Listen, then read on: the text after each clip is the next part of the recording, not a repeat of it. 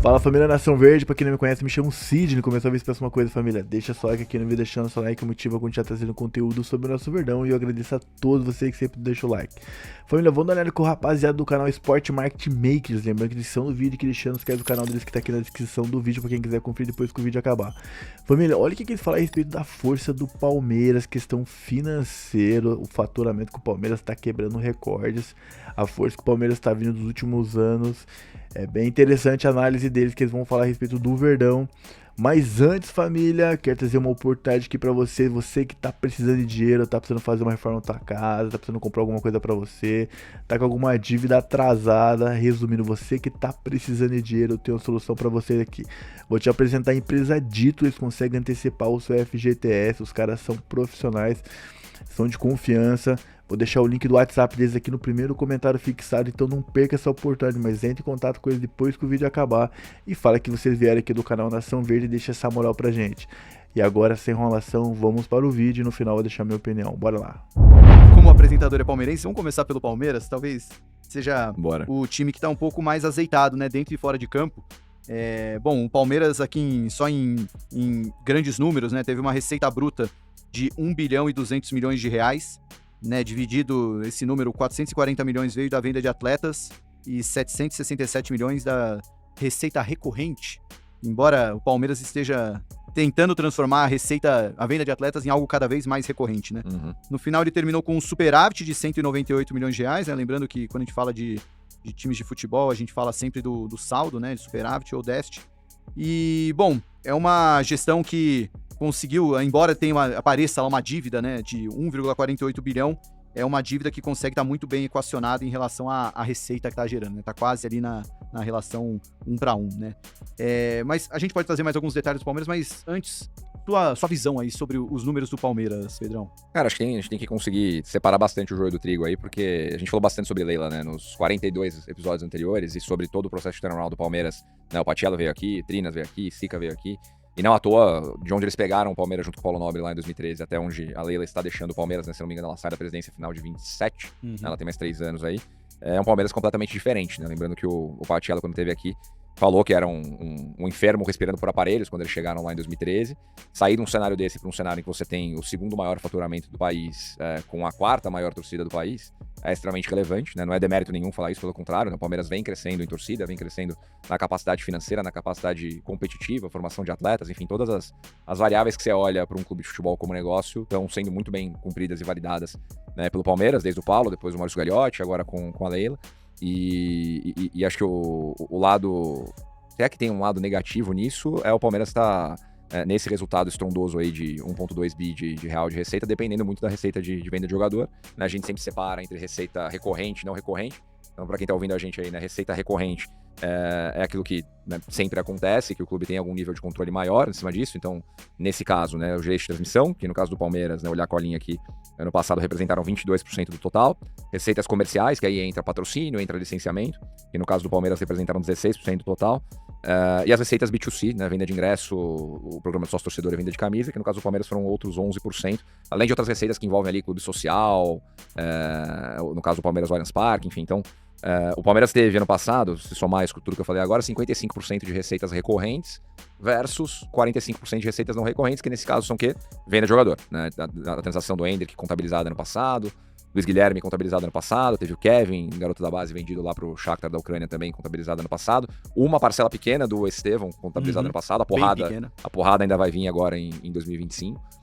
Então, quando você falou aí que o Palmeiras está transformando a receita não recorrente em algo recorrente, é verdadeiro, né? Por mais que o clube não deva contar com isso quando ele se planeja para o exercício seguinte, muito fruto do trabalho de alto nível que o João Paulo Sampaio faz lá na base do Palmeiras já há muito tempo. Então, um lado muito positivo, o Palmeiras consegue, mesmo com a quarta torcida do país, no momento de crescimento de torcida, de relevância e de marca, ser a segunda receita. Tem esse desafio de compor um pouco melhor com a receita recorrente, quando a gente falar de Flamengo e de São Paulo, principalmente, a gente explica melhor aí como é que essa composição de receita recorrente ela pode evoluir. E do outro lado tem até o próprio César, né, o Grafietti, fez uma coluna falando sobre Palmeiras e Flamengo e ele destacou isso lá. Tem um pequeno sinal de alerta aí, que é o endividamento, né? O endividamento ainda está controlado, se a gente olhar para parâmetros de mercado, né? O ponto fundamental desse endividamento que você comentou é que é um contas a pagar grande, né? Não são dívidas que estão vencidas para trás e situações que têm que ser renegociadas eventualmente pelo clube. Né? Desse valor de 1 bi aí, 80% são contas a pagar, né? Então, muitas das compras a prazo de atletas feitas agora, grandes volumes aí, o Facundo Torres, o Paulinho, então, o Vitor Roque, né? São volumes que o Palmeiras vai pagar, que tá no fluxo de caixa, não quer dizer que o Palmeiras está devendo efetivamente esses montantes, além das comissões associadas a transações muito grandes, né? O Palmeiras gastou agora 435 milhões de reais em transferências com atletas, então isso tem um grande... gastou não, né? Desculpa, comprometeu, né? Então uma parte disso ele vai gastar aí ao longo dos próximos 2 anos. Então, uma gestão bem equacionada, né? O clube gera caixa, o clube gera a dívida e consegue, mais do que tudo, se manter muito competitivo contra um Flamengo que, notavelmente, tem uma capacidade financeira muito maior do que qualquer clube no Brasil, né? Então, assim, via de regra, o Palmeiras é uma associação, então ele não deveria ter dinheiro sobrando excessivamente em caixa. Foi até uma história que o Patiello contou aqui, né? Teve um ano lá que ia virar com dinheiro em caixa, os caras foi fazer a apresentação no conselho, o conselho criticou. Pô, por que você tá com 30 milhões em caixa? Gasta esse dinheiro aí, porque não precisa distribuir dividendo, nem fazer nada nesse sentido, você tem que realmente reinvestir. Então, claro que na projeção de fluxo de caixa, né, o 38 em 31 de dezembro de 24 parece pouco, mas imagino que o clube tivesse entradas programadas relevantes para janeiro ali para manter o fluxo recorrente. Por isso que é comum, a gente sempre também estressa esse ponto quando fala de gestão de fluxo de caixa e gestão financeira de clube de futebol. É comum existir endividamento, né, em qualquer indústria, não só no futebol, como em qualquer negócio, porque você precisa ter um working capital ali, o capital de giro relevante para manter o ritmo da sua atividade. E num clube de futebol do tamanho do Palmeiras, com uma folha ali que deve estar girando em torno de 20, 25 milhões de reais, isso significa que você precisa ter, em qualquer nível saudável, até para a sanidade mental da Leila e de todo mundo que tá lá, pelo menos 3 meses de caixa disponível para você conseguir operar. Então, colocando em números aí, se tinha 38 milhões em 31 de 12 de 24 e o Palmeiras tem uma folha de 20 a 25 milhões, pelo menos 45 dias de folha, né? 45 dias de rodagem o Palmeiras tinha antes de ter alguma dor de barriga nervosa ali. Mas, claro que tinha muita entrada para acontecer em janeiro, teve a venda do Vitor Reis, né? Foi uma bela de uma porrada que o Palmeiras deu, que vai estar contabilizada só no balanço de 25, né? Quando for anunciado em 26. Então, é difícil gerir fluxo de caixa, mas em clubes bem organizados isso tende a não ser um problema. Então só o balanço do Palmeiras de 25, né? A gente já tem aí Vitor Reis, já tem a grande bolada do Estevão vem agora em 25.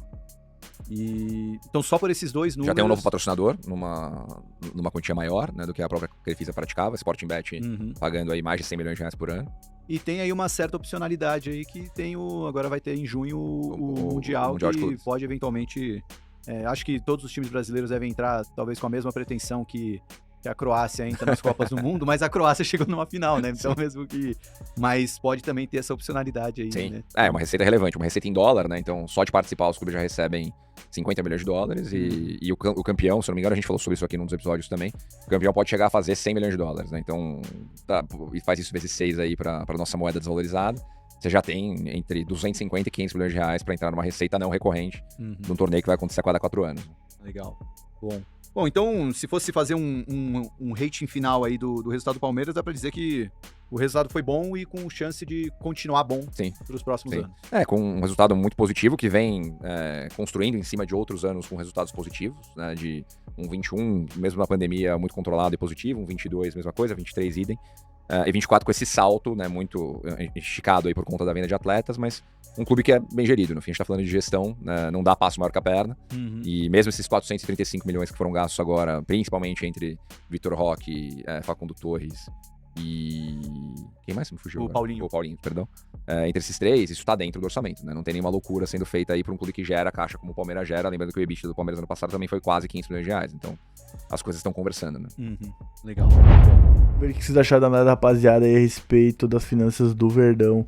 Só um detalhe aqui, família, que eu sei que muitos palmeiras vão ficar incomodados quando ele falou a respeito da quarta maior torcida aí, que é a do Palmeiras. Segundo os sites de pesquisa, segundo os especialistas, hoje o Palmeiras tem a terceira maior torcida do futebol brasileiro, só perdendo para o Corinthians e o Flamengo. E tem a dizer que se o Palmeiras continuar nessa pegada, daqui uns 10 anos, olha, tem a dizer que o Palmeiras encosta nos gambá, vamos encostar nos Corinthians, vamos encostar nos caras, mano, tenho certeza disso. Se o Palmeiras continuar essa pegada e continuar levantando títulos, que a tendência é gigantesca, eu tenho a dizer que o Palmeiras pode buscar ali uma segunda maior torcida do futebol brasileiro. Olha, não duvide, hein, nunca duvide do Palmeiras, nunca duvide dessa torcida. Mas enfim, família, brincadeiras à parte, Isso é para vocês verem como a gestão, a questão do Palmeiras ser levada a sério desde a época do Paulo Nobre ali, como mudou, né, a virada de chave, como hoje o time é estruturado, tem tudo de primeira qualidade. O Palmeiras é referência no futebol brasileiro, na verdade o Palmeiras é referência no futebol da América do Sul, né. O Palmeiras hoje sempre tá brigando nas cabeças por títulos, é um clube formador de jogadores muito bom, joias raras. Hoje, imagina, mais de 40% das receitas do Palmeiras são de venda de atletas da base. Então isso mostra a força, né? Graças ao JP, né? Que, pô, o cara foi um achado importantíssimo. O Flamengo já tentou tirar ele do Palmeiras. O Corinthians já tentou tirar ele do Palmeiras. Ele é um cara, assim, que o Palmeiras não pode perder esse cara. Não pode perder esse cara, que é ele que consegue ter aquele olhar clínico pra garotada aí que forma os jogadores, sabe? Novas joias. Mas isso mostra a força do nosso Verdão, né, família? Então, Palmeiras, a tendência é só melhorar e continuar essa pegada aí. E os rivais acabam ficando com raiva da gente, né? Aquela pegadinha, aquela inveja. Mas, família, o que vocês acharam da análise dele, desse levantamento que eles acabaram fazendo a respeito das finanças do Verdão? Pra gente é um orgulho, né? Saber disso, quanto a maioria dos clubes estão endividados, que no Corinthians ele tá até o pescoço em conta, devendo até a alma. São Paulo é outro também. E hoje no Brasil é Flamengo e Palmeiras que conseguem, sabe, não virar o SAF e conseguem ter sua saúde financeira estável. Mas, família, se vocês gostaram do vídeo, deixa a opinião de vocês aqui nos comentários, que ela é muito importante. Se você não for inscrito ainda, já se inscreva no canal, me ajuda a bater a meta de 80 mil inscritos. Volta só um pouquinho com a ajuda de vocês. Não esqueça de compartilhar esse vídeo com seus amigos. Quer ajudar o canal, não sabe como, seja membro, você vai me ajudar e tem alguns benefícios. Lembrando também, família, reforçando aqui na descrição do vídeo, que deixando os do canal dos caras Sport Marketing Makers, que tá aqui na descrição. Um forte abraço e até o próximo vídeo.